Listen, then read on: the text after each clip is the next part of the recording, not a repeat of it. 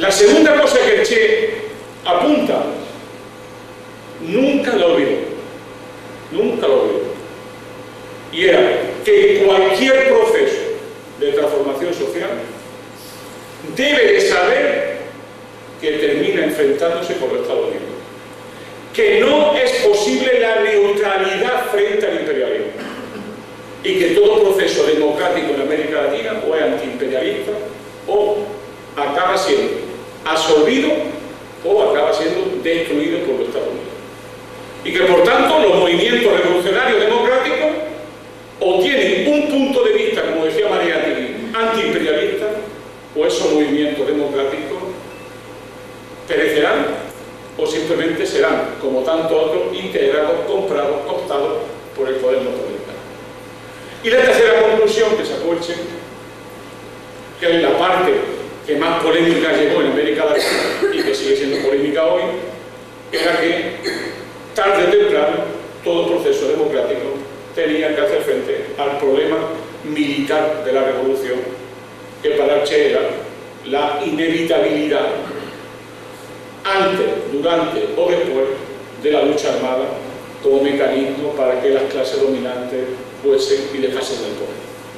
Esos tres elementos al Che lo marcaron definitivamente. En Guatemala el Che vivió una experiencia enorme y ya él lo dice también, esto aparece en su correspondencia, que él ya tomaba el viraje hacia las posiciones que defendía el Partido Comunista Guatemalteco, y que por otro lado él ya había entrado en contacto con un joven cubano llamado Ñigo López, que era perteneciente al movimiento 26 de julio, que acababa de tener la experiencia del asalto al cuartel Moncada en Santiago de Cuba. Esta doble experiencia de tener que salir por pierna le llevó a México. Y en México el Che vivió una vida, como siempre, muy difícil, entre su estudio de medicina, que terminó en Argentina año antes, pero su especialidad en México, pasando por hacer fotos a los turistas y llegando al final, como hacía el Che, a contactar con un gigante, que era muy grande, que era un tal Fidel Castro, que acababa de llegar expulsado por la dictadura de Batista, después de que estuvo a punto de morir y de ser asesinado en esa experiencia del cuartel de Moncada. El Che forma parte ya del movimiento 26 de julio y él asume su papel como médico de una expedición que iba a salir para Cuba, que era la expedición del grano, es decir, de un barco pequeño que podéis ver en el Museo de la Revolución en La Habana, que fue el que transportó a más de un centenar de hombres y alguna mujer hacia Cuba, y que, como suele ocurrir en este caso, pues lo estaban esperando los ejércitos de Batista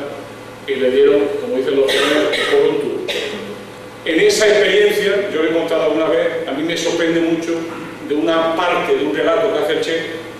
que es que en pleno fragor de la batalla, el barco que se hundía, el agua que entraba por todos lados, él de pronto tiene que coger una caja y se da cuenta que hay dos cajas. Una era un botiquín y otra era una caja de bombas de mano. Y el Che Guevara coge la caja de bombas de mano y dice: aquí se acabó el mérito de la revolución y aquí aparece el revolucionario que fue médico. Eso cambia absolutamente todo el concepto de la persona y de la política que tenía el Che, y el Che ya opta abiertamente por la revolución, por el socialismo, alrededor de un núcleo dirigente que, de una manera clara y evidente, dirigía Fidel Castro. Aquí conviene detenerse en dos elementos. Este grupo dirigente tenía una enorme osadía y una estupenda capacidad militar. Todos demostraron enorme capacidad militar, el arrojo inmenso, una valentía a prueba de bala, hasta el punto que, por ejemplo, 26 de julio tuvo que reunirse para prohibirle a Fidel Castro que encabezara los despliegues militares y que se jugaba la vida en cada lucha. Dijeron que no se podían permitir el lujo de que pusiera su vida en peligro y que tenía que tener otra actitud menos levantisca y menos osada. Y eso le llevó a la dirección del 26 de julio de prohibirle a su jefe de que arriesgara su vida, porque su vida era preciosa para ese proceso revolucionario. El otro hecho era que el Che vivió como guerrillero ese proceso, como comandante guerrillero ese proceso. Fue el segundo comandante de la Revolución Cubana, el primero era Fidel, el segundo fue, luego fue más tarde Raúl Castro, y a su vez a ese debe una de las grandes gestas de la Revolución Cubana. Como si os imagináis el mapa de Cuba, en la parte, en la zona, lo que vamos a llamar el este, en la zona de la derecha, está la zona de Sierra Maestra, cuyo elemento clave es Santiago de Cuba, que es la otra gran capital de Cuba. Bueno, pues hubo que construir un segundo frente en la otra parte de Cuba, que hay unos 1000 kilómetros, que el Che fue llamado a protagonizar ese segundo frente. Y ese segundo frente lo hizo un destacamento de hombres y mujeres, repito, hombres y mujeres, porque en la guerrilla cubana siempre hubo hombres y mujeres, y ese destacamento hizo 1000 kilómetros andando desde Sierra Maestra hacia Santa Clara, donde se celebró una enorme batalla político-militar, que no es casualidad que lo que habéis visto ahí del monumento al guerrillero heroico esté en Santa Clara y que sus restos, o lo que se cree que eran sus restos, pues aparecieran estén enterrados en Santa Clara, porque la batalla de Santa Clara fue la batalla que puso fin a la dictadura de Batista en Cuba. Por lo tanto, nos encontramos con una experiencia enormemente interesante de un grupo dirigente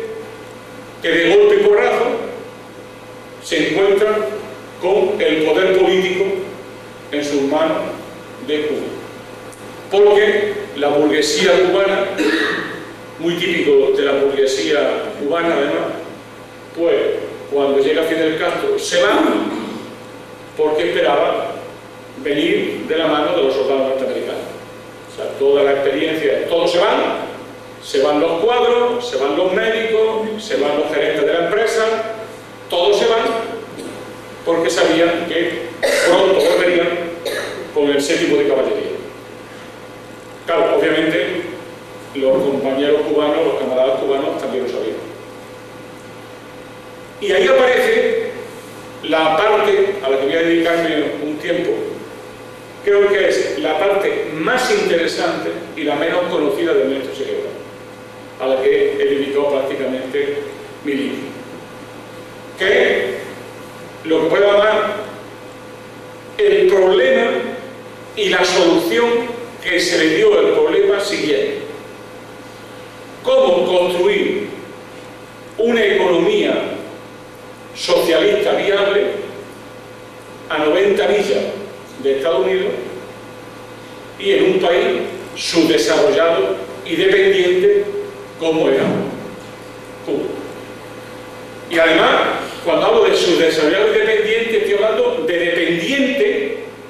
en un sentido fuerte, porque todas las relaciones económicas fundamentales eran con los Estados Unidos y a su vez el control que Estados Unidos tenía de la economía, de la vida social, política y de la delincuencia cubana era total y absoluto. Es decir, el gobierno cubano era pura y simplemente una marioneta al servicio de la apetencia del imperialismo norteamericano en general y al final de la mafia en particular, como podéis ver muy bien en una película tan brillante como El Padrino 2, que por cierto no se hizo